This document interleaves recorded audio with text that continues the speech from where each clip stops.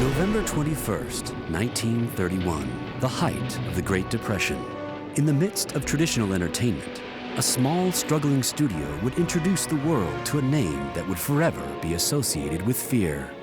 The studio was Universal, and the name was Frankenstein. It's alive! It's alive! When unknown actor Boris Karloff made his unforgettable entrance, the terrifying face of Frankenstein's monster etched itself into world consciousness forever. The movie gave birth to the American horror film, and for the next 2 decades, the great icons of terror made their way onto the silver screen. One by one, they came to life through the combined imaginations of filmmakers, actors, and a single man whose makeup skills and artistic versatility would literally create Universal monsters. His name was Jack Pierce. He's probably one of the most important people in the history of monster movies, and yet also at the same time, he's one of the most unknown people.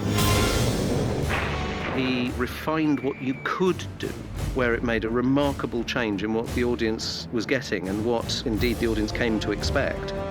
This one guy created a stable of, amazing characters. Jack Pierce's Frankenstein to me, is the only Frankenstein. And that's like the defining moment for a makeup artist. Yeah, he created the Frankenstein monster. He created the Bride of Frankenstein. He created the Wolfman. He created the different mummies. He really created some of the greatest screen characters ever. In the makeup field, he's considered the father of the Universal monster.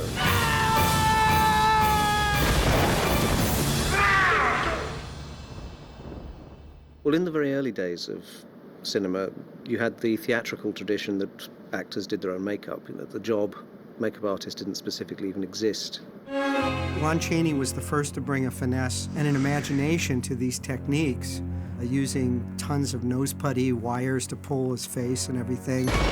I'm amazed when I see the makeups that Lon Chaney Sr. did at the time that they were doing them. The Phantom of the Opera that he did still hasn't been topped in any Phantom of the Opera makeup. Jack Pierce looked at this and said, wow, with simple materials, this guy could do great stuff. That's where I'm headed. And that's what he did. The makeup that really brought Jack Pierce to the attention of Carl Laemmle and Universal was his 1926 makeup in a movie called The Monkey Talks. Even today, when you look at it, it's a really brilliant makeup. It rivals anything that John Chambers did in Planet of the Apes. But then he came back and he did The Man Who Laughs at Universal in 1928. And Pierce created this amazing, ghoulish, freaky kind of makeup. It became so iconographic that it became the inspiration for the Joker, the most popular and well-known villain in all of comic books. And apparently, Pierce was taken under Carl Laemmle's wing to head up the Universal makeup department. Because he was the head of Universal makeup, he would be involved in all the films Universal were turning out in the 1930s and early 40s. He isn't losing sight of the fact that he is a makeup artist, and that means making up everybody. When they decided to make films of the classic horror novels, being Dracula and Frankenstein in the early 30s, I think Pierce really saw an opportunity to do something great. And of course, Dracula was the first one made. And although he actually worked on Dracula and worked with Bela Lugosi, apparently the two of them never really got on very well. And Lugosi himself insisted still on doing some of his own makeup.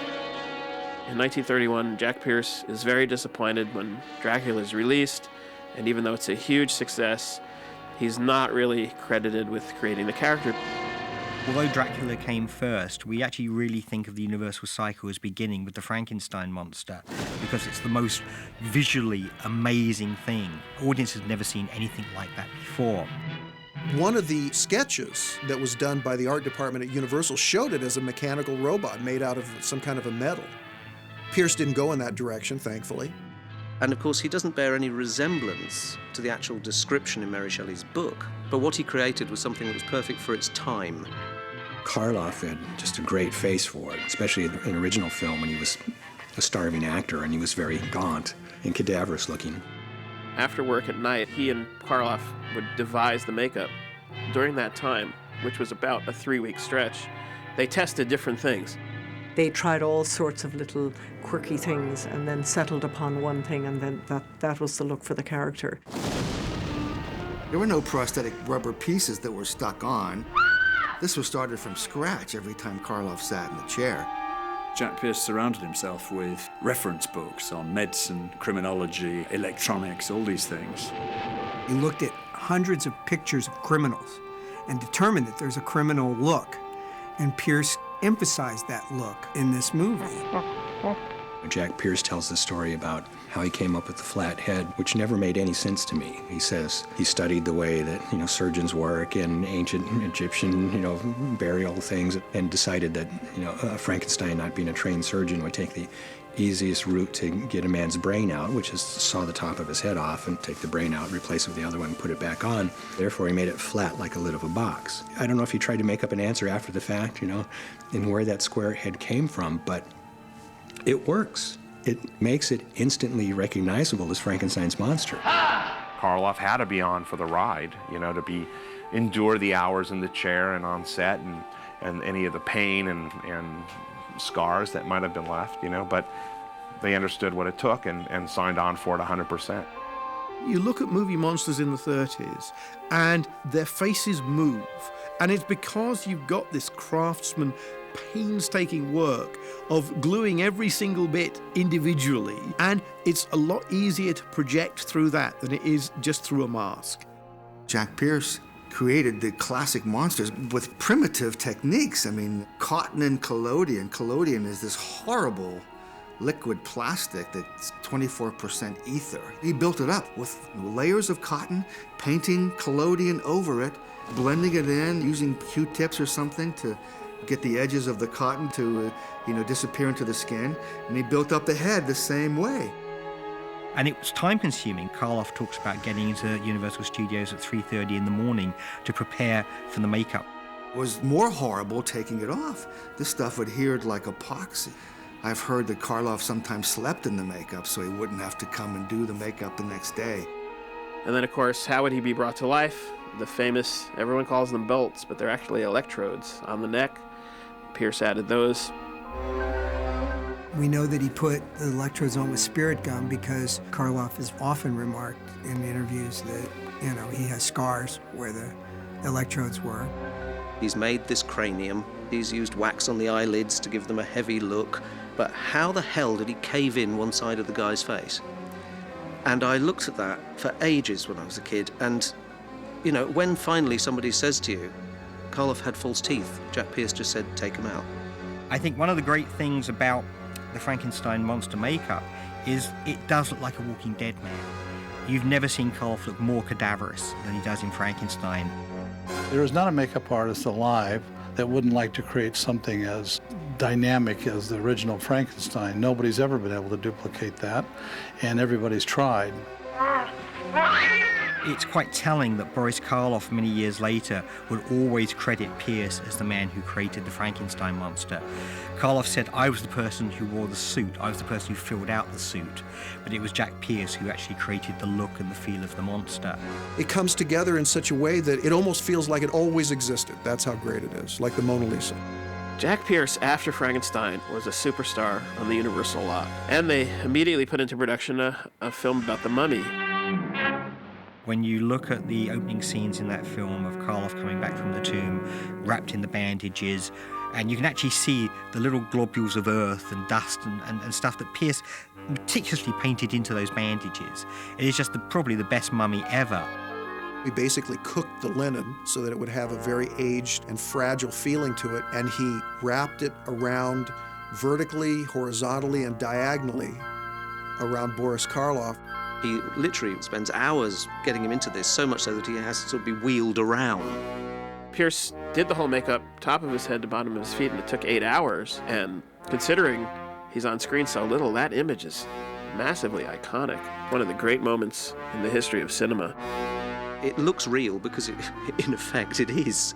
When I was a kid, seeing the mummy and then knowing that that's the same guy that was Frankenstein was like one of those, wait, how did he look like Frankenstein and now he looks like a mummy?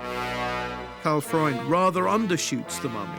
I think he was given probably a better job than he was expecting. You can tell that the mummy makeup will do all sorts of things that it's not required to do.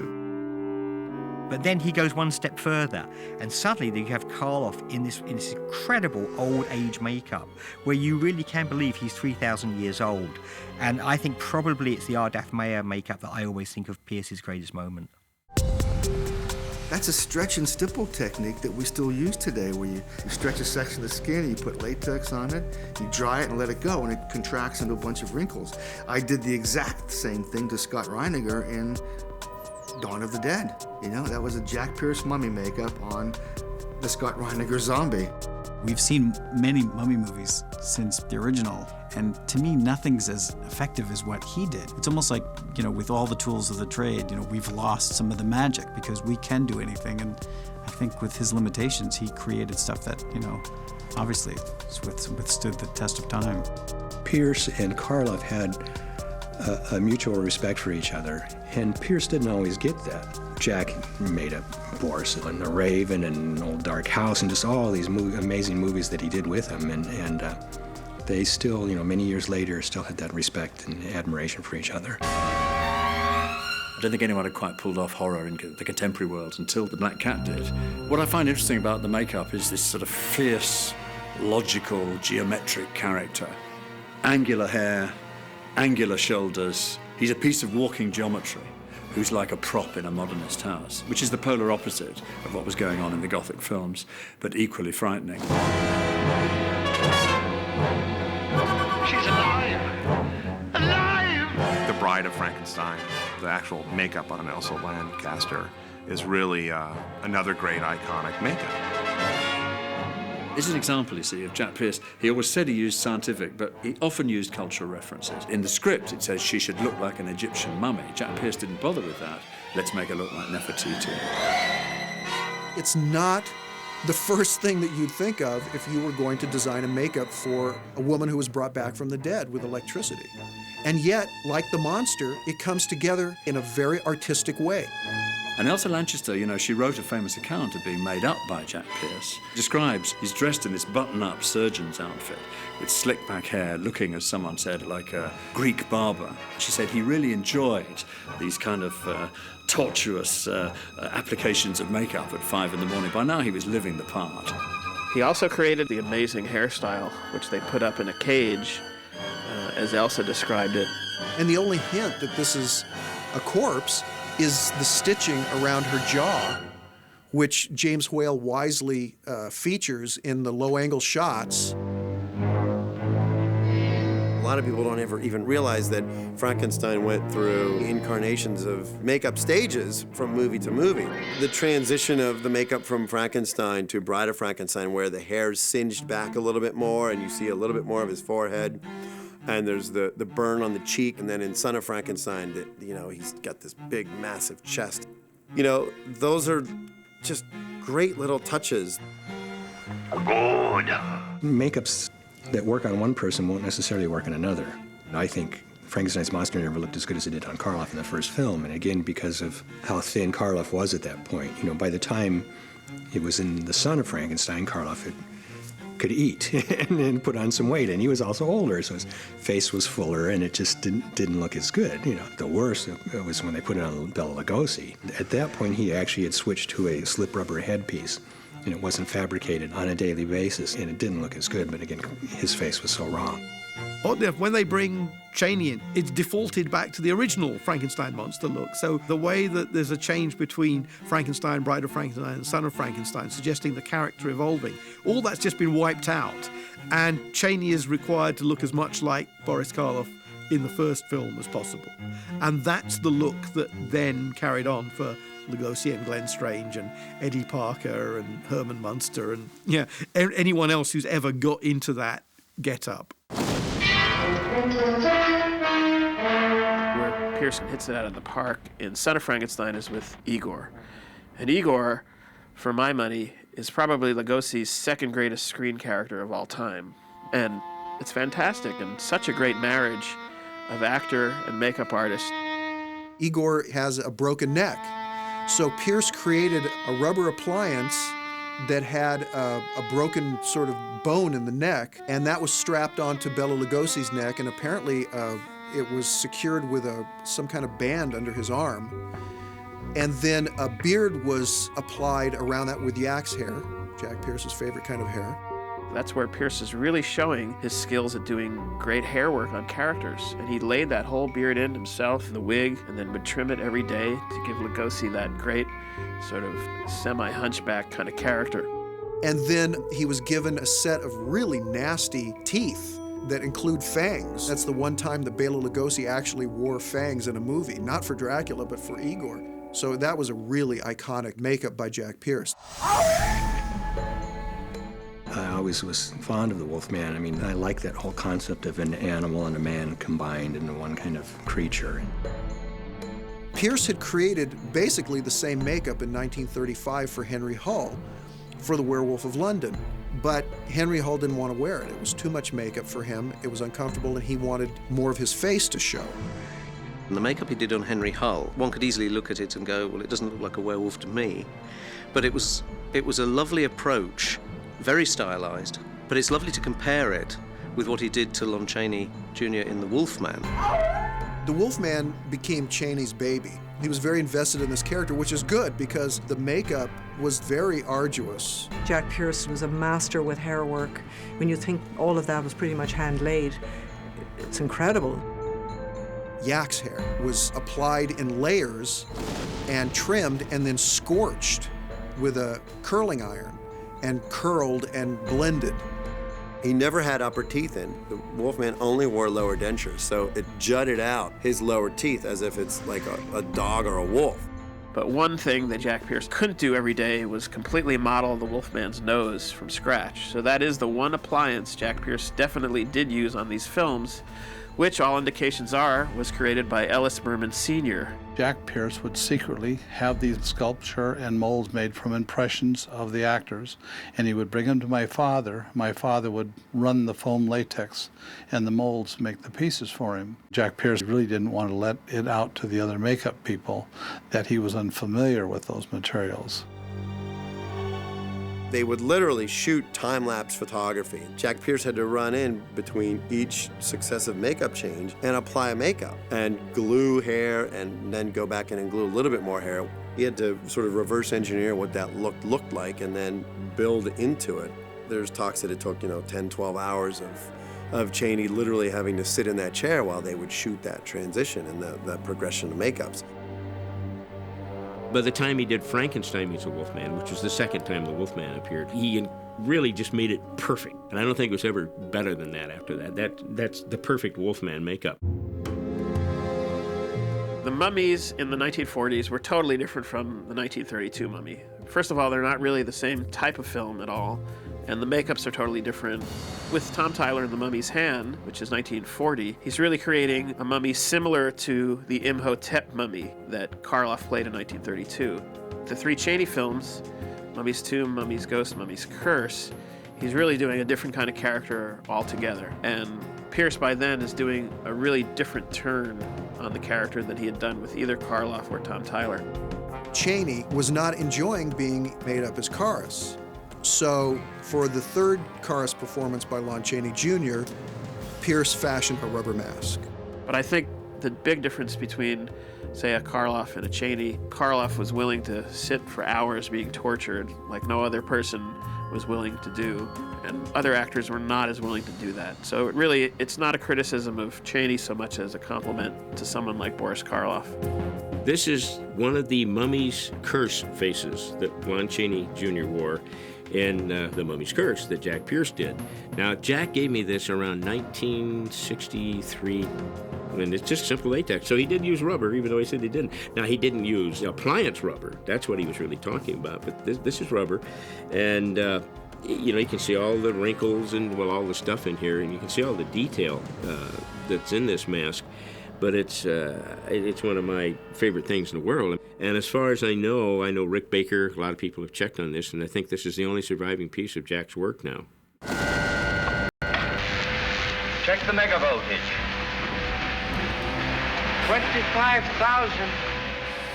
In the mid-1940s, Universal was looking at ways of saving money and making as much money as they could from their monsters.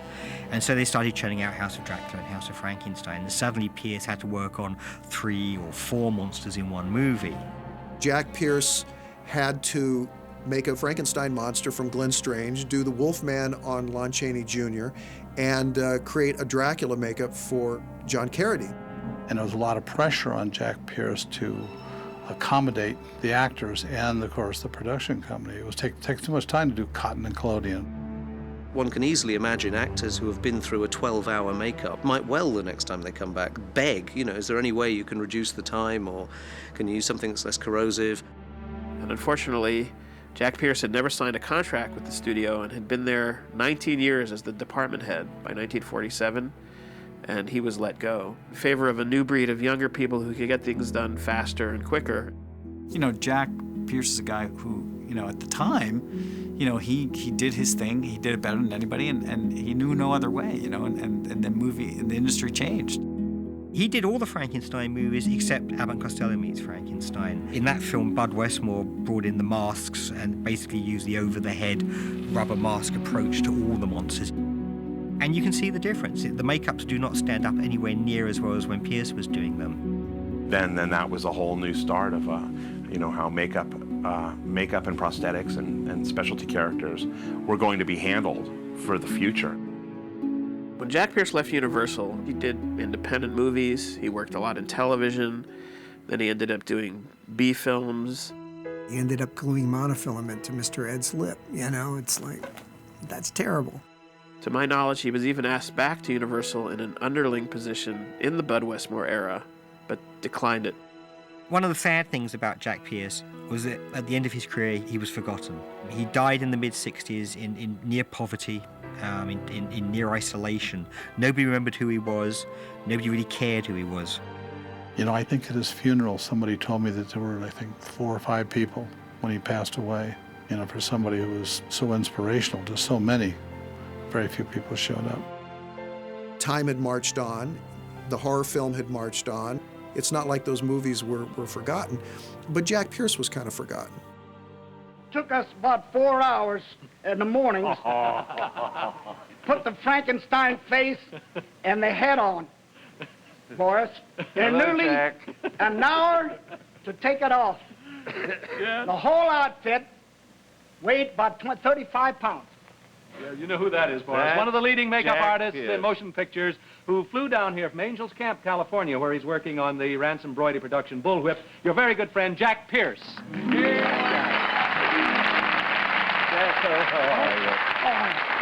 Wonderful to see. The best makeup man in the world. Thank you. I owe him a lot.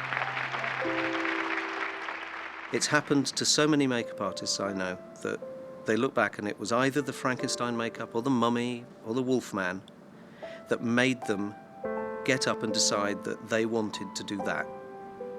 And I think his legacy is that he sowed that seed, and this is decade upon decade upon decade later.